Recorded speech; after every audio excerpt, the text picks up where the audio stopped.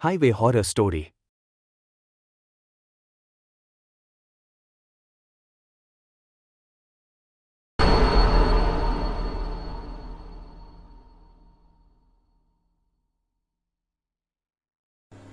Please मुझे मत मारो। बस एक छोटी सी गलती के लिए इतनी बड़ी सजा मत दो। उस आदमी के मुंह से बस इतना ही निकला था कि तभी किसी ने उसे घसीटते हुए बाहर की ओर ले गया और अंधेरे में कहीं गायब सा हो गया। कुछ दूर तक सुनाई दे रही थी तो सिर्फ उसकी चीखें। अगली सुबह उस आदमी की लाश बुरी तरह से नोचा घसीटा हुआ हाईवे के नजदीक पड़ी हुई मिली। देखते ही देखते ये बात टीवी और अखबार चारों तरफ आग की तरह फैल गई। सभी अपनी अपनी राय दे रहे थे।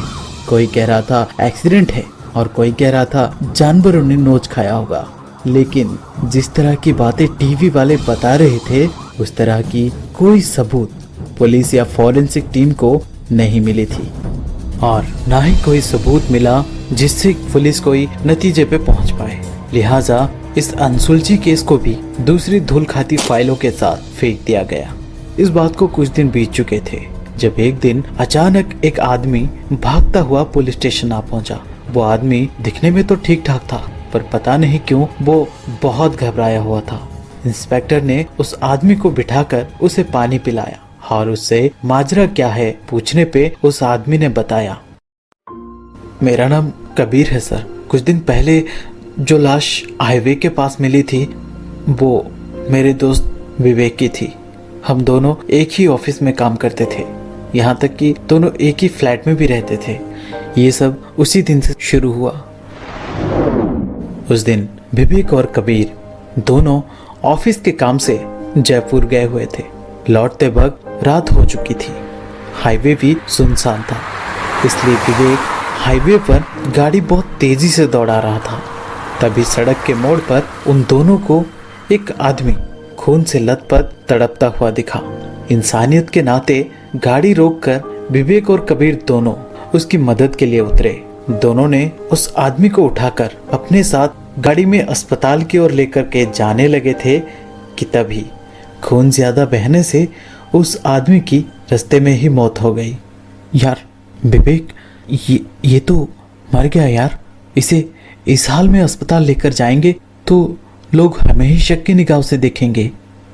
खामोखा पुलिस केस में फंस जाएंगे यार। विवेक गाड़ी रोककर उस आदमी के सांसें और नब्ज चेक करने लगा। हाँ यार सच में मर चुका है। तू एक काम कर, पकड़ इसे। तू गाड़ी में जा, मैं 2 मिनट में आता हूँ। विवेक की बात मानते हुए कबीर गाड़ी में चला गया और थोड़ी देर बाद विवेक भी गाड़ी में आ पहुंचा। इससे पहले कि कोई उन दोनों को देखे वो दोनों वहां से चले गए। 1-2 दिन बाद विवेक और कबीर दोनों ऑफिस में थे जब विवेक को एक फोन आया। हेलो कौन? अच्छा मदद किए हो साहब, मुर्दों को भी नहीं छोड़ा। अब तुम्हारी मदद तो हम करेंगे इस दुनिया से उठने में। उस फोन कॉल के बाद पता नहीं क्यों विवेक बहुत परेशान सा हो गया था। उसने तसल्ली के लिए कबीर से पूछा कहीं मजाक मजाक में वो कॉल उसने तो नहीं करवाया। जब कबीर ने फोन किया ही नहीं था तो वो मानेगा कैसे।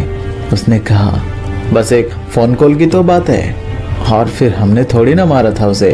हम तो उसकी मदद कर रहे थे। वो मर गया तो हमारी क्या गलती है।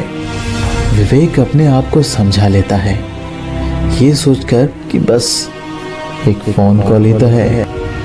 ऑफिस से वापस आते वक्त विवेक और कबीर दोनों रोज की तरह रात का खाना बाहर खाकर फ्लैट में पहुंचे। दोनों लेटे लेटे आपस में बात कर रहे थे जब दोनों को नींद आ गई। जब दोनों पूरी तरह से नींद के आगोश में थे तब अचानक कुत्तों के भौंकने की आवाज से विवेक की आंख खुल गई। विवेक पलंग से उतरकर आंखों को मलते हुए खिड़की पर से झांका तो उसने देखा घर के सामने कुछ कुत्ते भौंकते ही जा रहे थे। उसने गुस्से में अपना जूता उठाकर उन कुत्तों पर फेंका, उन्हें भगाने के लिए। लेकिन कुत्ते वहां से थोड़ी दूर आगे जाके फिर से उसी ओर देखकर भौंकने लगे। इस बार विवेक को थोड़ा शक सा हुआ, तो उसने देखने के लिए दरवाजा खोला। पर अजीब बात थी, वहां उन कुत्तों के अलावा कोई और दिखाई नहीं दे रहा था। विवेक चारों तरफ एक नजर घुमा लेता है, कहीं कोई नहीं दिखा तो वो दरवाजा बंद करके सोने चला गया।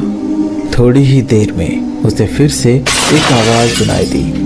विवेक दौड़ता हुआ उस ओर गया तो उसने देखा खिड़की का शीशा टूटा हुआ था और टूटी हुई कांच के टुकड़ों के साथ साथ वही जूता घर के अंदर पड़ा था जो विवेक ने उन कुत्तों पर फेंकी थी।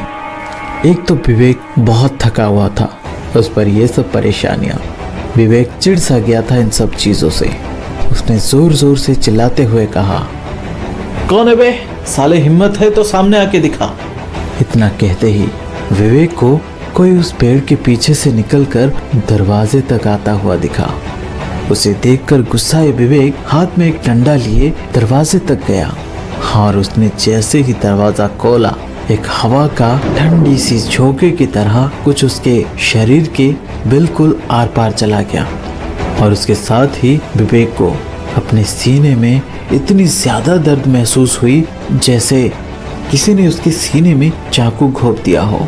विवेक अपनी छाती पकड़े इतनी जोर से चीखा कि उसकी चीख सुनकर कबीर दौड़ता हुआ आया। क्यों बे, सपना देख रहा है क्या? इतना कहते ही विवेक ने अपनी आंखें खोलकर देखा तो वो अपने कमरे में ही था। अपने आप को कमरे में पाकर विवेक मन ही मन अपने आप पर ही हंसा। उसके अगले दिन सुबह जब विवेक उठा तो कबीर जल्दी जल्दी से तैयार हो रहा था कहीं जाने के लिए। विवेक ने पूछा तो उसने कहा, वो यार पापा की तबीयत अचानक खराब हो गई है, मैं गांव जा रहा हूँ, 2 दिनों में वापस आ जाऊंगा। ये बोलकर कबीर वहां से चला गया। उस रात विवेक रोज की तरह घर पहुंचकर फ्रेश होने बाथरूम चला गया। लेकिन उस रात विवेक के बाथरूम में घुसते ही उसे ऐसा लगा जैसे कोई जूते पहने पूरे घर में घूम रहा हो। एक तो विवेक घर पर अकेला था और फिर कबीर भी गांव गया हुआ था, तो फिर घर में कौन घुस सकता है। देखने के लिए विवेक जब बाथरूम से बाहर निकला तो उसने देखा घर में कहीं कोई नहीं दिख रहा था, पर चलने की आवाज अभी भी साफ साफ सुनाई दे रही थी। आवाज कहाँ से आ रही थी जानने के लिए विवेक ध्यान से उस आवाज को सुनने लगा तो फिर से और एक आवाज विवेक के कानों को छूता हुआ निकल गया। विवेक, तूने ठीक नहीं किया। ये सुनकर विवेक चौंकता हुआ अपने आसपास देखने के लिए मुड़ा तो उसने देखा नीचे फर्श पर एक लाल रंग का मोटी लकीर जैसा कुछ उसके कमरे की ओर गया हुआ था। हाथ लगा के देखा तो पता चला वो खून था। विवेक उस निशान को फॉलो करता हुआ उसके कमरे तक गया तो उसने देखा पलंग पर जो गद्दा पड़ा था वो सरका हुआ था। विवेक दौड़कर उस पलंग के पास गया और पागलों की तरह कुछ ढूंढते हुए, ये नहीं हो सकता, वो मेरा है। तभी किसी ने पीछे से कहा, चुराई हुई चीज कभी अपना नहीं होता। इतना सुनते ही विवेक कुछ बोले या कुछ करे इससे पहले किसी ने विवेक को पैरों से पकड़कर खींचता हुआ तेजी से ले गया।